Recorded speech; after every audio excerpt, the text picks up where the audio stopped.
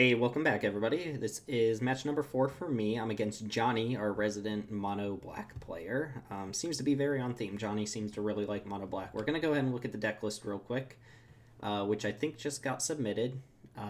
There is green in here, notably just for Assassin's Trophy, but there's also Seraph and some big hitter green cards that can come out of the sideboard. But mostly we're looking at a mono black deck that's going to have interaction and kind of value throughout the course of the deck. Turgid is just a nightmare card for me to deal with because I'm sacrificing all my permanents. But things we have to watch out for: a couple sweepers. There's Bontu's Last Reckoning. There's a Languish. These are good sweepers against me, at least Languish is. Big 6-mana Lily, Noxious Gearhulk, and Ugin at the top end. So stuff is going to happen throughout the course of this game. Not a lot of hand disruption, which I like, and it looks like he's going to get started mostly around turn 3 and 4, but then we're going to be trading off resources a lot. So that's the game plan. 12, 13, 14, 15, 16 lands. 16 lands is a little greedy, but there's a Guardian Idol here as well. Anyway, as far as our opening hand goes, we're on the play. We've got a little bit of a beatdown plan here, right? It looks like we're going to go turn 2 Scrap Heap Scrounger. I'm going to fetch Plains with this Terramorphic Expanse. And then maybe we can get our Aristocrat stuff going. Also on the draw. Hello, Johnny.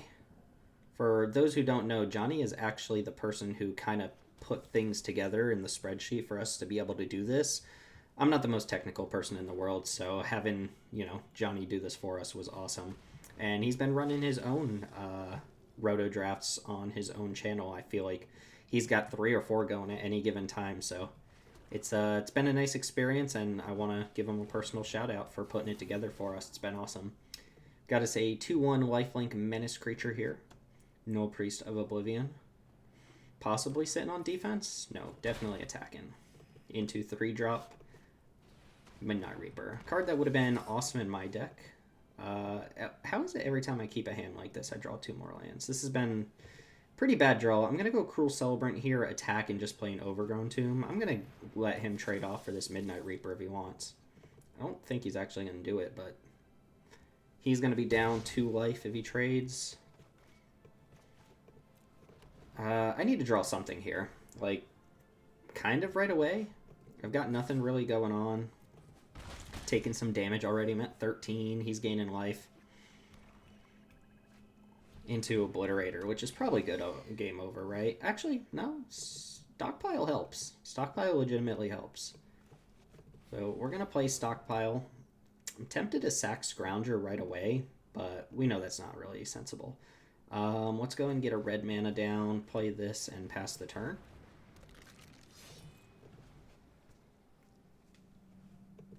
Hidden Stockpile didn't make anything that turn, but I'm hoping I can just take some damage here. I'm going to trophy the Stockpile. 5, 6, 7, 8, 9, 10 damage coming in. Being able to block Obliterator, I guess it doesn't matter. Obliterator has trample. We're not blocking. 5, 6, 7, 8, 9, 10 down to 3.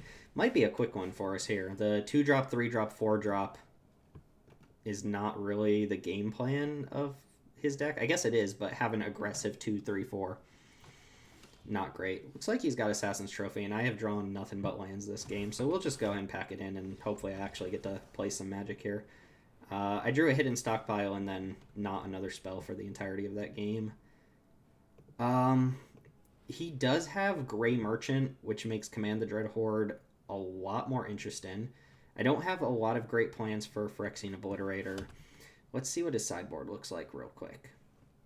Mire Triton, Skyclave Shade. Yeah, he's like a strange mix between aggressive and non-aggressive, and he just happened to draw a very aggressive start. In fact, he probably it looks like he drew the most aggressive start he can have. Unevasive 2-drop into Reaper into Phyrexian Obliterator is actually the most aggressive this deck will ever get on the play. So, Spawn of Mayhem, I'm surprised not in there.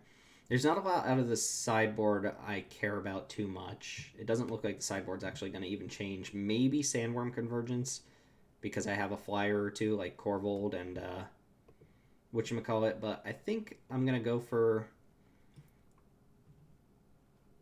Pillar of Flame, huh? How good is Pillar of Flame against you? Not very good. It doesn't kill any of these, and he only has like 2/2 drops that we care about. It doesn't clear out Obliterator. Yeah, for Pillar of Flame seems pretty poor. Stitcher Supplier could be okay. He does have Nighthawk's Scavenger, which makes that a lot worse. And then the Pain Train's actually really good against the board wipes. It's good against Liliana. It dodges kind of all of this removal. It doesn't dodge Erebos' Intervention, but it does dodge almost every other removal spell. He has Vraska's Contempt and Murderous Rider as ways to kill it. I think I'm going to try bringing in the Pain Train. Could see the March also being pretty good, since I don't expect him to go to the late game very often. I'm going to be on the play here. I think Blood for Bones is starting to look just like not a card that this deck can capitalize on very well, which is weird because you'd think it could. Village Rites feels okay to me. The stockpile's fine, but not great. Yeah, we want to get in there fast and we want to do some damage. Cult of Death Dweller could just be the cut here. Okay. That's our plan. Took an extremely quick loss in game number 1. Let's see if we can give Johnny his money in game number 2. And hopefully he doesn't aggro us out. I'm going to be on the play this time. Oh, man. Do I have any reason to think that this hand is going to be good enough? If this was any other land besides Forest, there's no way this hand's good enough. I have to draw multiple lands for this hand to be good. That's better. This is better, but what do we put on the bottom? This would be a really, really solid 7-lander. I mean, do I put Angrath's Rampage on the bottom? Maybe Judith, because the Woe Strider is just very good in this style of deck and what I'm trying to do. How good is Rampage going to be? If I can't actively kill like this 2-drop, then the Rampage seems a lot worse, right? Because it's not going to kill the Obliterator if I can't already deal with the other creatures. See what I mean? So maybe I ditch Rampage here and I just go for like Blood Artist into these two. Yeah, I think that's going to be my plan, and we're going to crack Fabled Passage for a Mountain on turn 1. Did Johnny also mulligan? I missed it. It looked like Johnny might have mulliganed as well. His deck mulligan's a lot better than a 4-color deck. That's for sure. Okay, he did. And let's go get a Mountain, shall we? Yoink.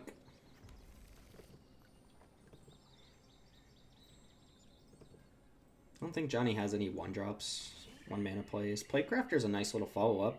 I do have to shock myself for this Overgrown Tomb, which is a little annoying. But we're going to do it. And 2-drops. Agonizing Remorse.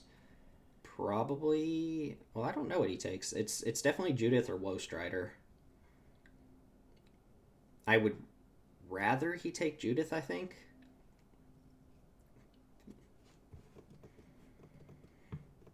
Well, after this, we won't have to play any more hand disruption players.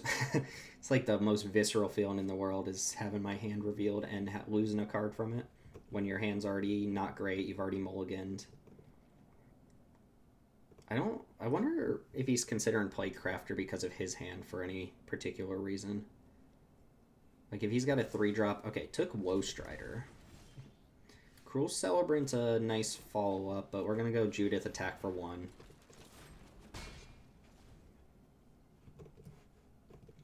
And we'll see if he adds something to the board here or not.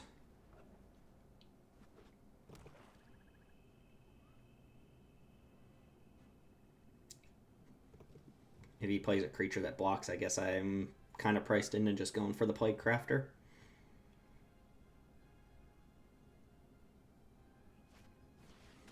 Erebos' Intervention gaining some life is pretty bad. Corvold, not exactly what I wanted to see there. I'll play Celebrant and pass. I don't really have much of another option there. I'm just putting no pressure on him at all. He's going to have all the time in the world here, assuming he has lands. This is the type of game where I need to draw a bunch of mana. That's actually pretty good. I need to draw a bunch of mana and also like the Command the Dread Horde to win the game or something like that. I don't anticipate this Priest being very good. Plus he's got Phyrexian Arena going, which the incremental life gain or life loss off of this matters from my perspective. Languish killing my creatures. He's going to take a lot of damage, but it's not going to matter because I just have nothing now. So I need like land. Do I Plague Crafter just to make him discard a card? That seems pretty silly. And just picked apart once again. Opponent is at 9. Like, you can see how a card like Command the Dread Horde would be incredible. If I draw a land, do I just jam Korvold? Alright, that's going to make a 2/2. Alright, I'm just jamming Korvold, and let's see what he has that can get rid of it. Basically everything in his deck. Gearhulk kills it, Ugin kills it, Liliana kills it, Eldest Reborn kills it. Vraska's Contempt kills it. Soul Shatter, he's going to have an answer. He's going to have 5 cards in hand. The -3 isn't super relevant. Plague Crafter just doesn't do that much. Korvold basically cycles for a card and makes him use a removal spell, and then I fall behind this card extremely quickly. I think I'm kind of priced into doing it and just hoping somehow in the 5 cards he's going to have, he doesn't have anything going on. Seems a little silly, but I'm not sure what my alternatives are. I could play Plague Crafter, and that just kills this zombie token, which isn't amazing, but it buys me time, and I might draw Command the Dread Horde next turn instead, which would be quite good.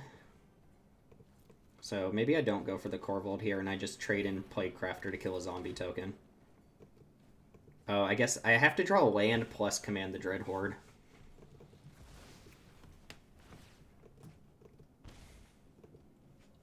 And maybe I get some value out of his Phyrexian Arena doing some work for me. This doesn't look very good to me. I look like I'm just getting completely hosed. Having to take the Mulligan hurt a little bit. Although you can see I'm kind of glad I didn't keep the Angrath's Rampage in my hands because it doesn't have any targets.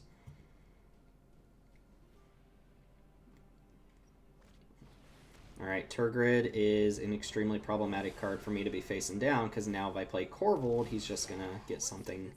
I'm just going to give him a land here, basically, but I don't have a choice. So Korvold, sack Forest, they get my Forest. I still draw my card, but the Forest goes into play under his control. Predator would have been an awesome draw, not now, but it's too late, I think. I think I am dead. Choosing which removal spell to use. Vraska's Contempt also gains life, back up to 9. And I'm taking damage now, so Command the Dread Horde's probably not going to cut it. Yeah, the Languish, the Sweeper got me there. Spawn of Mayhem came in out of the sideboard. I find that a little surprising. That's not a very good fit. I don't think I have a way to come back here. I don't have Sweepers in my deck. Okay, good game. You got me. Let's see if we can pull him in. I didn't particularly do anything interesting there to give him anything, so I'll give him the chance to speak about his deck if he would like to.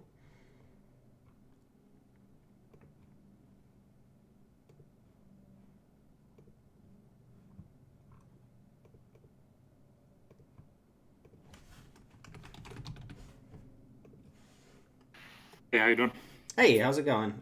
Give me 2 seconds. I'm gonna pull up your deck list on screen and just let you kind of talk about it if you want to. Sure. Yeah, go for it. I didn't really put up much of a fight there at all. I don't feel like I had anything going in either game, and I just got completely stomped. Yeah. Well, I think in the second game there, like, you look like you're gonna do what you wanted to do, but I mean the Languish, stops that. Sweeper was definitely gonna get me there.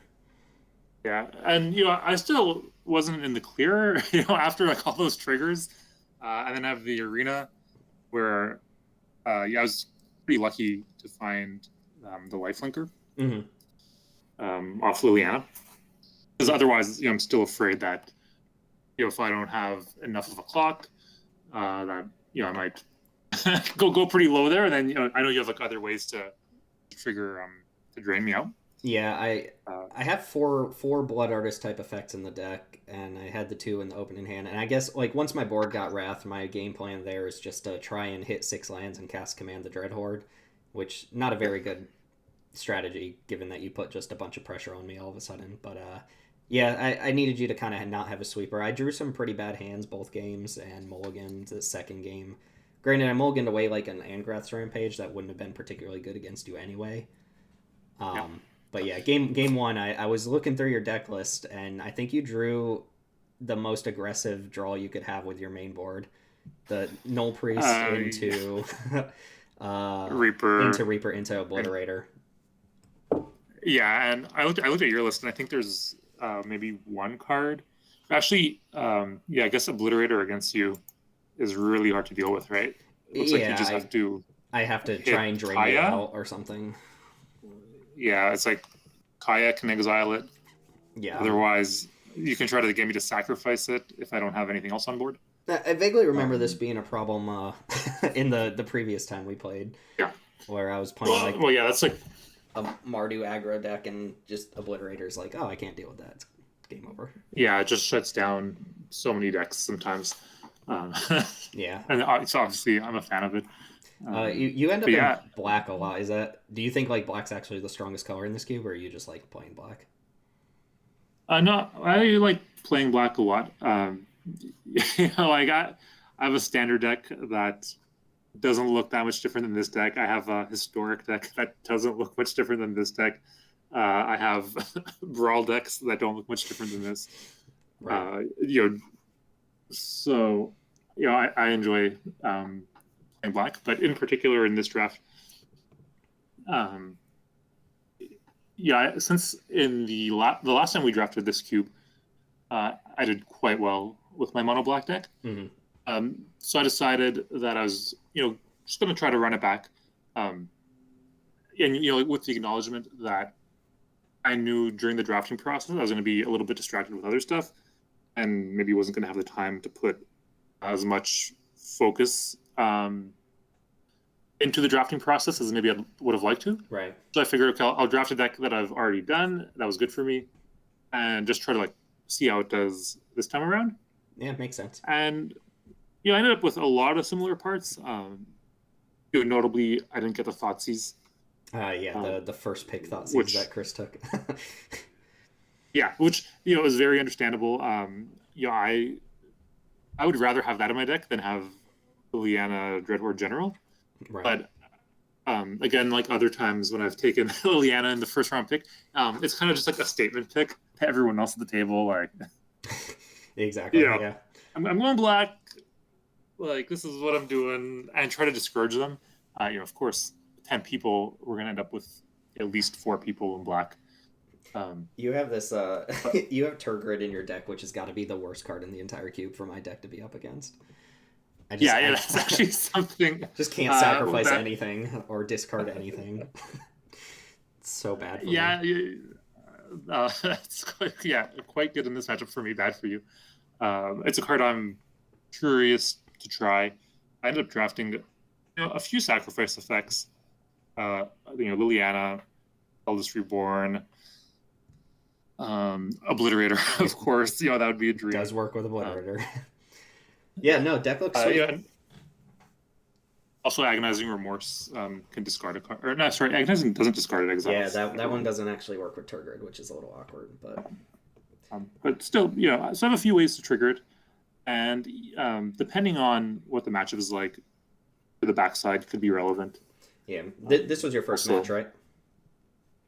Yeah. Okay. Yeah, I think you've got some catching up and some competition with Chris right now. Chris, I think, is at 6-0 with his blue. Oh yeah. Yeah. So you gotta roll through some people real quick. But it'd be interesting to see your deck versus Chris's because you guys have very similar decks. Yeah, I think his deck. I don't look too closely at it, but from what I saw, I think that'll be a tough matchup. But we'll see. Yeah. But so my deck, like, I'm not as happy with it as last time. I didn't quite get there on some of the things I want to do with this sort of deck. Mm-hmm. Like the Thoughtseize, also with the green splash. Uh, would have liked, well, more land, more dual lands, Mm-hmm. and also a couple of cards that can deal with artifacts and enchantments. I just got Assassin's Trophy, Yeah. which isn't as much as I'd like. I'd like to have Vraska and Right, you know, exactly. Seraph I'd looks. love to have Fine Finality. Yeah, Seraph also Yeah, Seraph looks is an awkward in the option. sideboard. We haven't been impressed with that card. It's probably not going to stick around, but Okay. they would be much better if that was something a little more interactive, I would think. Yeah, I brought Seraph in against you. I thought It's probably good your against stuff me, is yeah. going to the graveyard, and you have a lot of small stuff. But yeah, otherwise, I took out the Assassin's Trophy, figuring I don't want to help fix your mana if you're playing 3 colors. Yeah, that would have been nice. Well, all right. Well, appreciate the matches and wish you best on the rest of them. And again, thanks for organizing. Yeah, no problem. Thanks for putting the Cheers. spreadsheets and stuff together. It helped quite a bit. I don't know how to handle that sort of stuff, so the housekeeping My stuff's pleasure. very helpful. All right, man. Take it easy. All right, have a good night. Bye. Bye. Yeah, and we are back. That was Johnny with the mono black deck. Basically mono black, we could just call it that. Just completely destroyed. That was the most the